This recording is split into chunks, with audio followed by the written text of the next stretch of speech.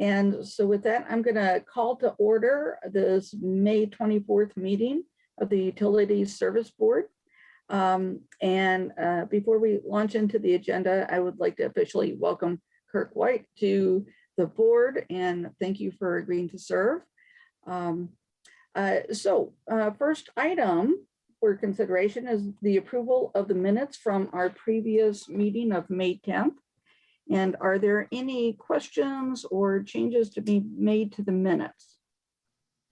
Okay, seeing none, then is there a motion to approve the May 10th minutes? So moved. Second. All right, and Latrina, can you please call the roll? Yes. Kapler. Yes. Remitzer. Yes. Burnham. Oh, you were muted. Yes. Roberts. Yes. White. Yes. Sherman. Yes. Thank you. All right, minutes are approved. Next up are approval of the claims. First is standard invoices in the amount of $284,360.23. Are there any questions about standard invoices? Seeing none, then is there a motion to approve? So moved. Second. All right, and Latrina, please call the roll. Remitzer. Yes. Roberts. Yes. Burnham. Yes. White. Yes. Kapler. Yes. Sherman. Yes.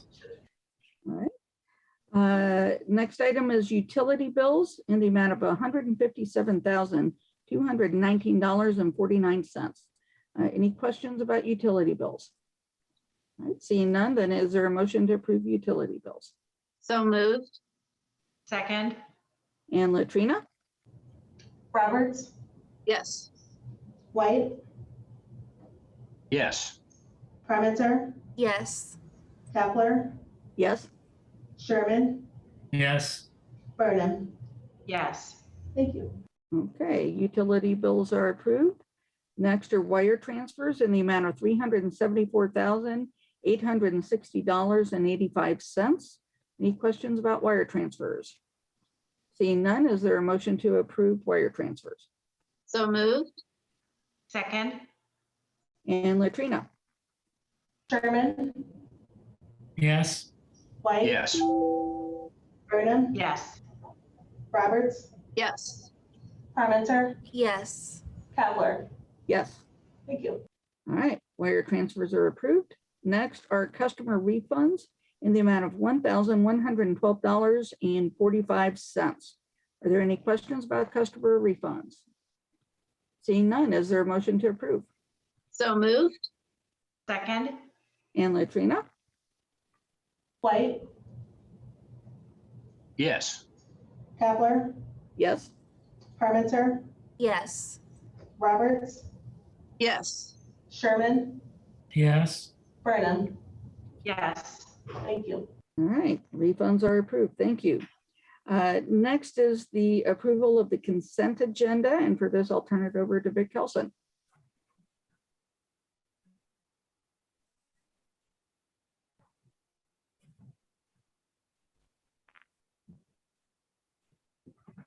You're muted, Vic. Hi, I'm here. I'm trying to find the window that has the consent agenda in it here.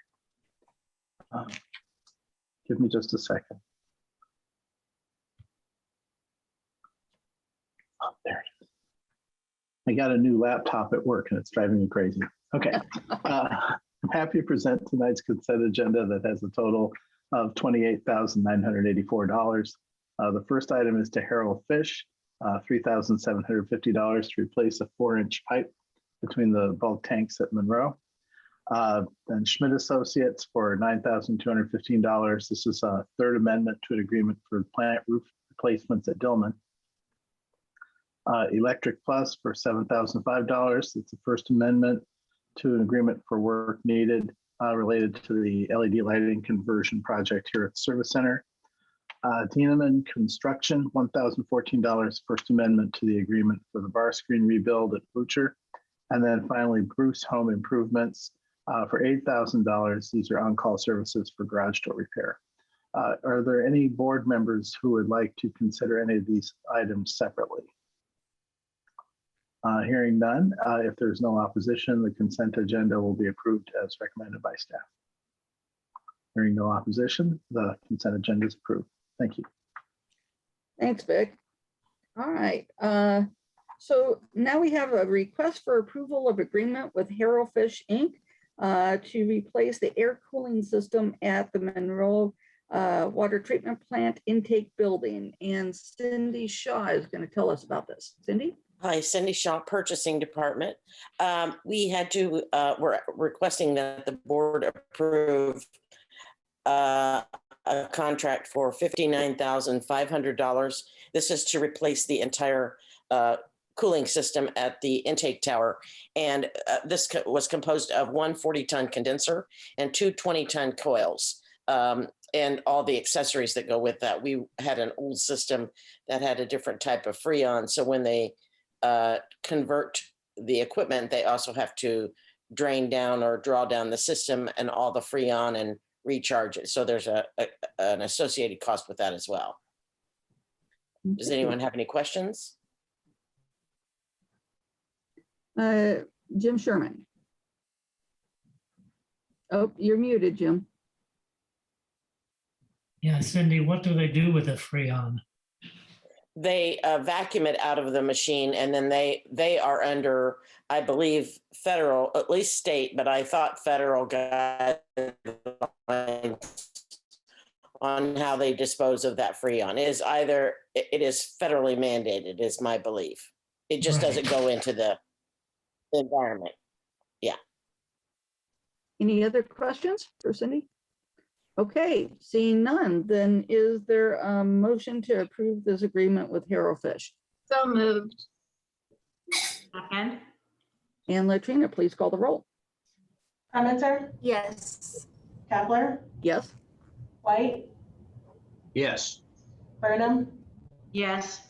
Sherman, Yes, Roberts. Yes. All right, that agreement is approved. Thank you.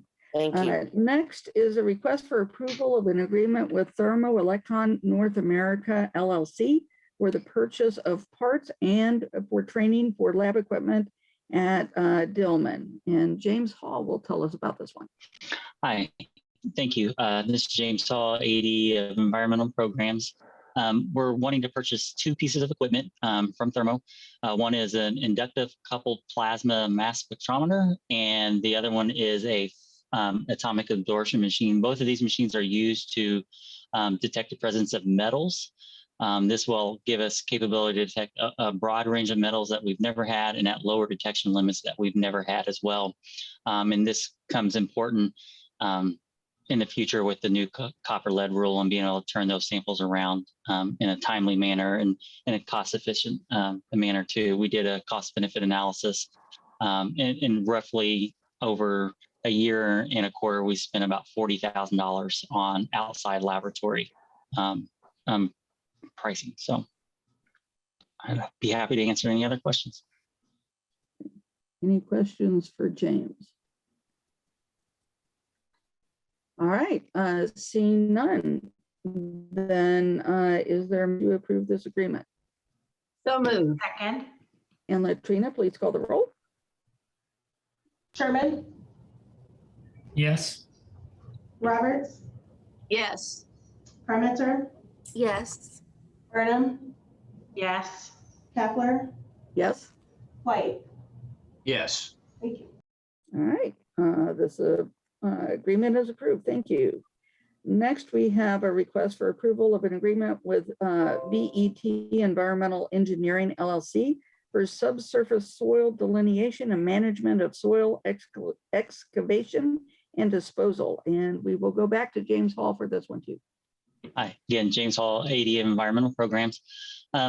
We're entering into a contract with VET to delineate a particular area that's, I think we're calling it the Hidden River Stormwater Culvert Project replacement that we're doing. There was an area between 3rd and Smith Avenue along in that we ran into contamination from an old dry cleaner site. And Vic, you can help me out on the name of the dry cleaner that was there, but had migrated into our into the right of way. And so there's a process called contained in, where if we can kind of delineate the area and the contamination, we can send it straight to a landfill. The material is considered hazardous because it's a listed waste, not because it's a characteristic waste. I can go into more of that if that's important to you. But anyway, IDEM, if going through this process, will allow us to take the hazardous waste label off of that and dispose of it at a landfill. And that was helping us delineate that area to see how far and how much we need to take out and dispose of in this manner. Okay, are there any questions? Yes, James, could you go ahead and describe the difference between listed and characteristic?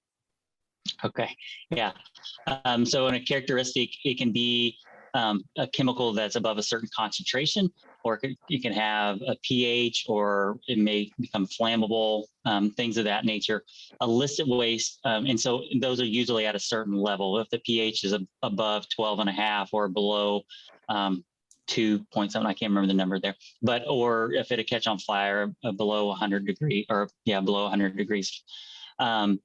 But the F listed is a waste that is generated from a process, and it doesn't matter how much is in there. It doesn't matter how little it is. So in this dry cleaning, it was virgin product. And as soon as they spilled that on the ground in that area, anything that it touched became a listed hazardous waste. It didn't have to meet a certain threshold. So it just became a hazardous waste. And some of that has migrated into the ground and over into the right of way and in other people's property, I'm sure. But we just happen to be digging the dirt up from that area. So we're going to be responsible for removing it properly. Okay, so if no matter what it touches, it's suddenly hazardous waste, how is it okay for us to put it in the landfill? That's what I need to understand. There's a certain rule, this contained in rule, that the EPA has allowed for sites in particular like this, that they'll remove that listing from it if it's it meets a certain concentration threshold. And based on our testing, it should meet that. It will meet that threshold. But there's a special process called a contained in that EPA has made an exemption for sites like this. It's in particular these types of old dry cleaning sites. And I can send that to the board if you'd like, the policy document that IDEM sent us. So basically, are you saying the concentration is low enough that it's not of concern? Correct. Okay, thank you. Jim Sherman, did you have something to add there? Yeah, James, are they going to have to dig up 3rd Street? No, this is most of the concentration from the site is from 3rd Street south going towards Smith along Lincoln. And we're only going to be responsible for the portion that we're digging up and removing the soil from. So it's still an ongoing site. And so as the IDEM gets further along in their investigation, they may find that it's migrated somewhere else and they require the owner of the property, or it gets put into some kind of program where they ask someone else to clean it up. But since we're trying to move this project forward and we're going to go ahead and dig up the soil, we're responsible for disposing of it. Okay, and Vic. Just for clarification, we don't have to dig up 3rd Street to get rid of the soil, but we will have to dig up 3rd Street to replace the culvert underneath it. So that part will still have to happen. Yeah. We're not getting out of that part, huh? Okay. Any other questions? Yeah, Amanda. Is there any concern for the residential homeowners that are on Lincoln Street there in that area that they need to be notified of this? Not of the portion we're doing, but there is a company, a Ramble, I can't remember the contractor that's working on the site, and that's how we actually found out that there was contamination. They're doing vapor intrusion testing, so they're testing really close to the building to try to find out if there's any vapors from this, because it's a halogenated solvent that's in there, and so that stuff can vaporize and get into sewer lines and stuff and come back up into homes along that edge, the edge of buildings. And so they're doing a testing there, and they'll let people know if there are issues there. But our portion of the thing is not really affecting that. Thank you. Any other questions? Would there be any chance that EPA grant the city got? I know it said College and Walnut, so we're probably out of that zone. But would there be any chance we could be included in that if it turns out we need to clean up more? Or is that just going to be the landowner's problem? I'm not sure what you're referencing there, but yeah, I would assume that the landowner or someone will be responsible for cleaning up other areas that are contaminated.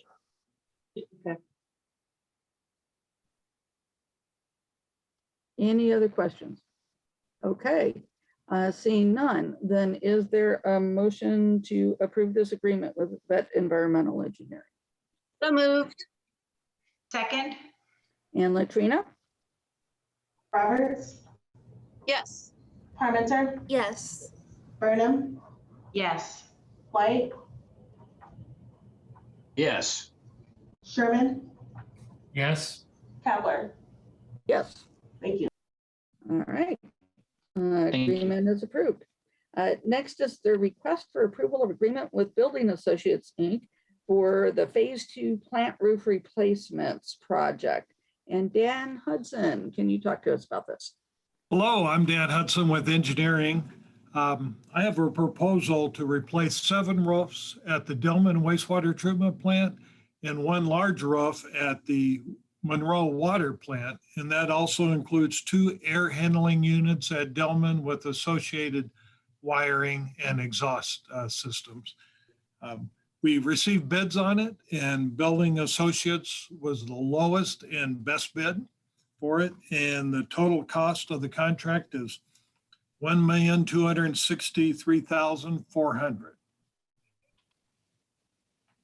Okay, any questions for Dan? All right, seeing none, then is there a motion to approve this agreement with Building Associates? So moved. Second, And Latrina? Sherman, Yes. Roberts, Yes. Kavler, Yes. White, yes, Burnham, yes. Parmenter. Yes. Thank you. All right, very good. Next item is request for approval of resolution 2021-07, which is to designate fire hydrant as a surplus gift to the family of Mark Graper. And Brandon Prince, would you like to talk to us about this? Sure. Good evening. Brandon Prince here, Assistant Director T&D. So as most of you probably already know, CBU lost one of its great ones this past Saturday, May the 15th, Mark Raper. Mark was a longtime employee of CBU, over 30 years. He was a mentor, a great teacher, just a super wealth of knowledge, and he's going to be missed. So we got together and we wanted to do a little bit something special for Mark and his family. And so what better to do than to take an old scrap hydrant and make it like new again, and for everyone to sign it. Latrina, you're sharing your screen there. Gotcha. So what we did is we took an old hydrant, and after hours we sandblasted it and put a fresh coat of paint on it, and then we gave everyone paint markers and we let them all sign it. Then the hydrant traveled to Mark's Viewing over on the east side of town, and it spent 4 or 5 hours there. And once we just thought we wanted to show support to the family and show what Mark meant to everyone there at CBU. So once that was over, we brought it back to CBU where it actually is now. We're asking to designate this surplus property and gift it to the family. I'll try to answer any questions if you have them. It will.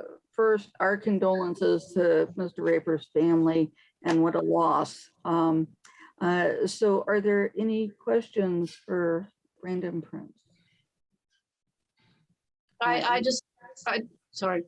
Go ahead, Julie. No, I think it's a beautiful tribute, and it's extremely thoughtful, and I just thank you for doing it.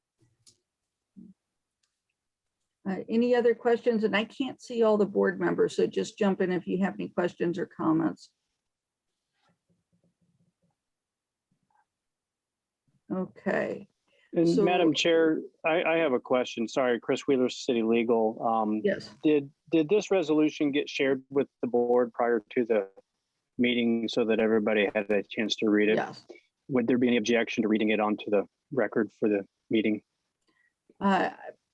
think that would be a good measure. Does someone have a copy of that easily? I can do that if you're okay with that. Yeah, I would appreciate that. Thank you, Chris. This is resolution 2021-07, and it's titled to designate surplus property for gifting. And it reads as follows: whereas the City of Bloomington Utilities Department, open paren, CBU closed paren, is saddened greatly by the loss of one of its great longtime employees, Mark Raper, who passed away on Saturday, May 15th, 2021. Mark was a dedicated employee of CBU for over 30 years and was a wonderful colleague who was always smiling, energetic, and committed to each of his fellow employees. Mark was regularly one of the first to help in many ways and leaves a strong legacy behind him at CBU. And whereas CBU is in possession of a fire hydrant that used to be a part of the city's infrastructure but was removed from service, is in disrepair and no longer has any functional value to CBU. And whereas CBU wishes to make a gift of this fire hydrant to the family of Mark Raper. And whereas Indiana Code Section 5-22-22-8 permits the City of Bloomington Utilities Service Board to declare that this fire hydrant has no market value, since the value of the hydrant, if any, is less than the estimated cost of the sale and transportation delivery of the hydrant. Now, therefore, be it resolved that the CBU fire hydrant is hereby declared to have no market value and therefore worthless surplus property. Number 2, CBU shall gift the fire hydrant to the family of Mark Raper, so adopted by the City of Bloomington Utility Service Board at its regularly scheduled meeting, and we'll fill in the blank of today's date, 2021, signed by the Chair, Gene Kapler, attested by Director Vic Kelson. And I would like to ask one question of Mr. Prince. Mr. Prince, are you able to tell the board that this fire hydrant has no market value to the City of Bloomington, that it would cost more to simply transport it for disposal than to actually try and sell it? That is correct, Chris. Thank you. You're welcome. Thank you. So with that and the reading of the resolution, is there a motion to approve resolution 2021-07? So moved. Second, And Latrina, please call the roll. Roberts, Yes. Kapler, Yes. Parmenter, yes, Burnham, yes. White, Yes. Sherman. yes, Thank you. All right, this resolution is approved.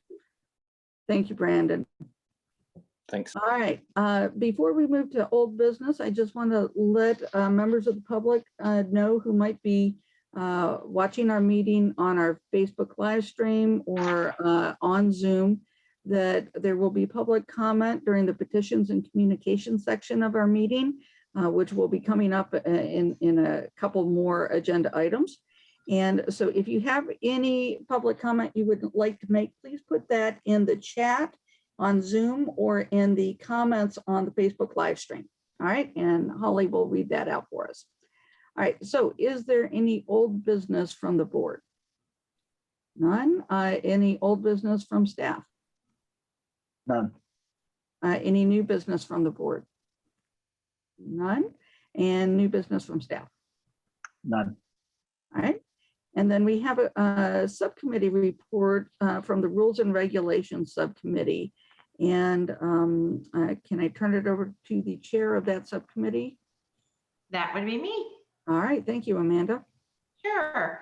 So yes, the Rules and Regulations Subcommittee did meet on Thursday, May 20th to discuss the 2 items that are on the agenda today. The first one, the rules and regulations of the water and sewer main extensions. All the utilities in the jurisdiction under the IURC have been recently asked to, or not so recently, but were asked to follow all the rules that apply to water and wastewater mains. And what we did is a new, we looked at the policies and made some updates to them based on the changes with IURC. And I'd like to ask Chris Wheeler if he is available to comment on this. Yes, I am. Again, Chris Wheeler with City Legal. Last year, the Indiana Utilities Regulatory Commission, well, let me back up a little bit. Last year, our Indiana State Legislature enacted Indiana Code Section 8-1-2-101.5, which mandates that all utilities, whether municipal or otherwise, and whether under the jurisdiction of the IURC or otherwise, is to follow IURC administrative rules regarding extensions of water and wastewater mains. CBU waited to receive full analysis of the reach and legality of this new law before bringing these amendments to the board. These amendments bring CBU's rules and regulations and standards for water and wastewater main extensions into compliance with Indiana Code 8-1-2-101.5. Staff recommends adoption of these proposed amendments, and after meeting with the commission, with the subcommittee also recommends that these edits and amendments be adopted by the board. Looking at the actual edits, the main things that I think are best to take away from the amendments that you see is that the IURC doesn't give utilities as much discretion to decide whether they're going to extend their services inside of the city. And so what we had to do was change the way we do business and show that when customers who are in the city limits request extension of water or wastewater, that extension is going to happen, assuming that with the calculations and the shared costs, if there are shared costs, the customer is going to make the payment. So we don't get to decide if we're going to extend. We are going to allow the extension to occur, and we have to follow the calculations that the IURC sets forth in determining whether CBU is going to do the extension for free or whether there's going to be an extension done at a shared cost with the proposed customers through potentially or almost always the developer. The other big change is that the IURC provides a much more detailed method for how the calculation, it's not more detailed, there's more to it. And it's a little bit different than how CBU calculates the cost. Not a lot, but a little. And so we have to set forth those calculations. We can still have discretion outside of the city limits as to whether or not there's going to be service provided. And so that section hasn't changed, which is section 24, it's section 24 dealing with requirements that folks agree voluntarily to annex or to sign waivers of annexation before we determine whether we're going to extend any wastewater mains. And our water mains, we are not required to provide service if the utilities doesn't want to, just like we've always had in the past if they are folks outside of city limits. I'm happy to try and answer questions. There's a lot in here. I didn't go through in detail everything in fine tune, but would like to ask the board to ask the questions that they need. Okay, are there any questions on this item? Okay. Yeah. Seeing none, then I'm assuming we need to have a motion to approve these revisions as submitted to the board. So moved. Second. All right, Latrina, please call the roll. Armenter, Yes. Roberts, Yes. Burnham, Yes. Kepler, Yes. Sherman, Yes. White. Yes. Thank you. All right, thank you. Revisions are approved. And then Amanda, I'll send it back to you. Then our second item that the committee reviewed was the approval of resolution 2021-06 or 06. And this is a written policy for remote attendance at meetings. And here again, I'll ask Chris Wheeler to discuss the recommendations. Thank you, Chris Wheeler, City Legal. This resolution is Resolution 2021-06, and it is a resolution to adopt written policy on remote attendance of board meetings and subcommittee meetings by members of the Utility Service Board. Recently, our Indiana General Assembly adopted House Rule 1437 in the 2021 regular session that amends our Indiana code. And the way they've amended it is to change the way they will permit political subdivisions to conduct their public meetings. In the past, pre-pandemic, we always have been required exclusively to meet face-to-face. And of course, during the pandemic, we have been for over a year now meeting not face-to-face, and that's by executive order of the governor. That's been happening as a result of executive order in light of the health emergency that was declared by the governor in early 2020. That health emergency continues today. But when it is over, we would have to go back to meeting face-to-face, solely face-to-face. But for the fact that this amendment to the Indiana Code came along and allows us now to do what I would call hybrid meeting. And if you look at the resolution and the proposed written policy, that policy basically just follows the statute that's been enacted that allows for, at least for this board, a couple of the members at any given meeting to meet remotely while the rest of the board meets face to face. And it works in a way that you have to have your physical quorum together physically in a room meeting face to face. So in this case, with our board, we would need 4 members meeting at CBU administrative building, just like we always had in the past. So we'll have to have at least 4 members meeting face to face, while the remaining members could be meeting remotely if they needed to or choose to. There are more nuanced details to the written policy based upon the statute, but that's the gist of it.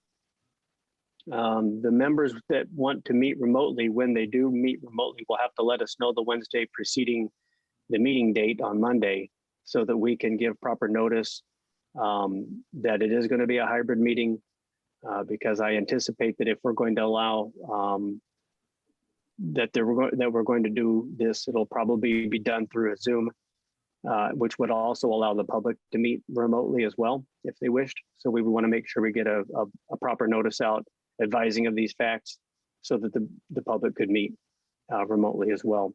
But this isn't for the public to meet remotely. This is to allow board members to meet remotely. We haven't ironed out all the wrinkles. We don't know what it's going to look like. The boardroom isn't even set up yet technologically to allow for this to happen. We've tried. We get way too much feedback at the moment, and we're trying to figure out how to work around that until we can get technology into the room to make it happen. But we can't have hybrid meetings unless we have a written policy. And so staff is asking that the board approve this resolution with the written policy attached. And the subcommittee met and discussed it at length, and the subcommittee is recommending also that this resolution be adopted. Thank you. I'm happy to answer questions. Julie. Yeah, Chris, is there any recommendation or guidance from the State House about how much of our staff has to be there, or any percentage of people from the public, or is it just the board? If there's any guidance, I'm unaware of it. I just know about the statute and what this statute means for us, and it is simply a mechanism to allow the board members to meet remotely. There's nothing to say that any staff members have to be in the room with the board when the board is meeting, either face-to-face or in a hybrid manner. So all of the staff, if we were to have a Zoom meeting, there could be 4 members of this board sitting in that boardroom, and everybody else could be meeting through the Zoom function that we're using and getting used to. All of the public could be joining by Zoom. A couple of the remaining members of this board could be meeting by Zoom, and all of the staff members that would be joining us to participate and provide information to the board for its ability to make to vote would be meeting by Zoom. All of that's fine. The statute's just talking about the fact that we can now have these hybrid meetings. Thank you. And Scott Robinson, I see that you have your hand up for a comment. Thanks, Chair Kapler. Chris, I just had a question. I'm an ex officio non-voting person on the board, so I'm just kind of curious how this plays out for quorum. You know, would I count as one of the 4 that were in person? So I was kind of quickly looking at, and it seems like I'm kind of excluded from all this as I'm reading it, but could you help me clarify my role in ex officio position as this policy is being looked at? Thanks. Sure. And I might speak out of turn for Vic. I'm sure Vic Kelson's going to want to jump in here in a minute. But I anticipate that we will be running our meetings regularly with a Zoom function happening once we have the technology to allow it, which would allow in the future, when all the health emergencies are gone, it would allow people to have the option of joining the meeting in person or joining via Zoom or whatever our platform might be going forward. So in an ex officio capacity, if we're using Zoom, then you would be able to join by Zoom all of the time. I'm unaware of any, there might be something in your capacity as ex officio that requires you to attend a certain amount of meetings, but I don't think it would, I don't know that the language requires you to attend in person or by Zoom in this case. So I can look into that to see, but I'll tell you that my gut is that you'll be able to join by Zoom if we're running the meeting with the Zoom function available. Yeah, I just, you know, there's limitations like how many you can do, and I don't know. It Right, seems but like that's it doesn't seem like talking it doesn't apply to me, and I don't know if It again doesn't. like No, that stuff doesn't apply to you. Right. It only applies to the actual voting members. Yeah. Thanks for Thank you. clarifying. Appreciate it. And Jim Sherman. Yeah, Chris, so on many occasions, we have outside people come into the meetings for the recent, for example, cost of service analysis. Crow sent several people. Would they also be able to join us by Zoom?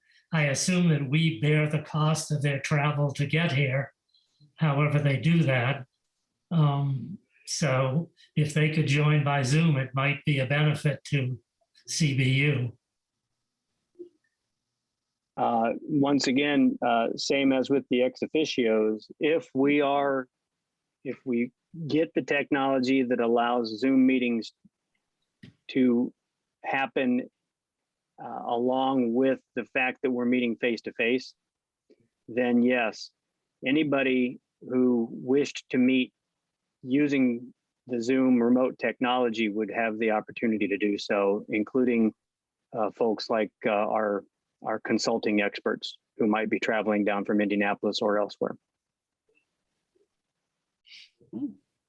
Any other questions or comments? All right. Seeing none, then is there a motion to approve resolution 2021-06? So moved. Second, And Latrina, Kapler, yes? Sherman, Yes, Roberts, Yes. Burnham, yes. White, Yes. Kremenzer. Yes. Thank you. Resolution is approved. Thank you. And thank you, Chris, for all the info. That was very helpful. All right, staff reports. I'll turn this over to Vic. Good evening, everyone. For staff reports, I'd like to begin by personally, on behalf of staff, welcoming Kirk White to the board. I've known Mr. White since 15 years ago when I ran for county council. I encountered Mr. White at that time. He's a dedicated public servant and a really fine person to be around. And I'm very happy to have you aboard. It's a darn shame we're on Zoom. Typically with the new board member, we take you on the tour of the whole place and introduce you to everyone. And hopefully we'll get to do that soon. So welcome to the USB. I also just have a few announcements. The first one is some new employees. Dennis Dooley is a new water plant operator at the Monroe Water Plant. Jean DeFelice is a plant maintenance mechanic at Dillman Road. Ruby Hopkins is an intern in T&D.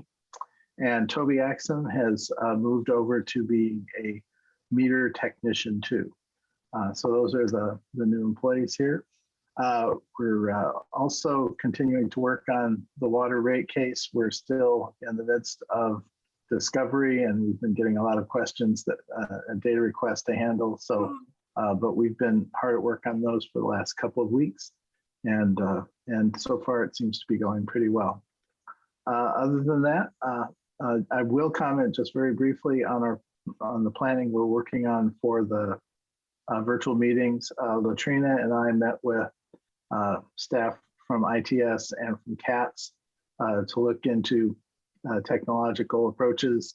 We're going to be trying something out here, and I think tomorrow we're going to be trying something out. So we're hopeful that we'll have whatever equipment we need in place by the time we have to execute a hybrid meeting. So we really want to continue to have the Zoom option for everyone. So that's all I have. Thanks, everyone. Oh, a question. Jim. Yeah, Vic, I believe it was at the last meeting, we had a ratepayer come in to talk about a big bill. And I like to keep abreast of the outcomes of those so that we have a sense of the history of what happens to them. Has there been any resolution? I'll have to ask Laura. I think the last one we had at the last meeting, the person had a problem with a sinkhole developing in the backyard. I don't remember a big bill at the last meeting. Laura, do you remember? You're right. It was a sinkhole, but still, I mean, it would be, I think it would be good if we could get updates on what the resolutions were. Well, yeah, I'll share with you about the sinkhole. We've had staff out there a couple of times to look at the situation. It appears that there's a privately owned section of storm sewer that has become completely blocked and crushed somehow or another. We don't know how exactly, but we're working with the homeowner to determine what needs to be done. In fact, I was on the phone with her this afternoon. Probably all the underground locusts before they came out. Could be. All right. And Jim Sims. Hello, I have a question or comment. As an ex-board member and now ex-officio member, I too would like to take the opportunity to welcome my friend Kirk White to the board. Great addition, so welcome to see you. And I'd like to offer my condolences to the family of Mr. Raper, Mark Raper. And I thought that was awful thoughtful for the gift of the hydrant from US, the CBU. I'll get that straight. But that's all I wanted. I just really wanted to say that. Thank you all very, very much and welcome, Kirk. Thanks, Jim. Any other comments or questions for Vic? Okay, see none, then, and Vic, was that everything you had for us? Okay, so Holly, are there any public comments in Facebook or Zoom chat? This is Nolan Hendon sitting in for Holly today. Oh yeah, thank you. There are no Facebook comments. There is a comment on Zoom from B Square Beacon. And Ms. Kapler, is it policy that I read that comment, or do we allow them to voice their own comments on Zoom? Let's see, why don't you start with reading the comment? I think that's typically what we do. Okay. He says, I wanted to add my own words of welcome to the new, or maybe it's better to say returning board member Kirk White. When he first logged in, he thought he was confused because he thought he lost a whole week and it was already Friday. He's accustomed to seeing Kirk's face on Fridays for the regular weekly COVID response press conference. I wanted to just add that the only reason I'm only to offer my warmest possible welcome to Mr. White today is I can access the meeting by Zoom. He goes on to say, as I understand the board's policy enacted today, this could be the last USB meeting the public will be able to access by Zoom because the policy will only allow public access on those occasions when at least one board member chooses to participate by Zoom. My apologies if I have misunderstood that aspect of things. Anyway, in the future, I hope that as some of the other groups are planning to use hybrid meetings as a matter of course, as those groups get some experience with that approach, I hope the board might eventually revisit the policy and offer public access to its meetings by Zoom as a matter of course. I'll just wrap up by repeating the words of welcome to Kirk White as the new board member. Thank you. All right. Thank you, Mr. Askins. And I can say I see the opening for consideration of, Zoom meetings for public access. And I don't know if Vic has any follow-up comment on that. Well, the purpose of the resolution tonight was to establish the policy of being able to do hybrid meetings. The mechanisms by which the statute operates were up to the legislature, and we're essentially following those verbatim. So our intention is to continue to do hybrid meetings via Zoom. Okay, thank you. All right. Any other public comment? I'm not seeing any. So with that, thank you for the public comment. And is there a motion to adjourn? Dean? Yes. Before I will move to adjourn, but first I want to also welcome Kirk White. I don't want to be the only person that didn't welcome you, Kirk, so hi. I've been on the board at this point longer than anybody else, so I just want to throw in my 2 cents too. Glad to have you. Well, it's good good to have a seniority vote there. Thank you. And I move that we adjourn. All right. We are adjourned. Thank you.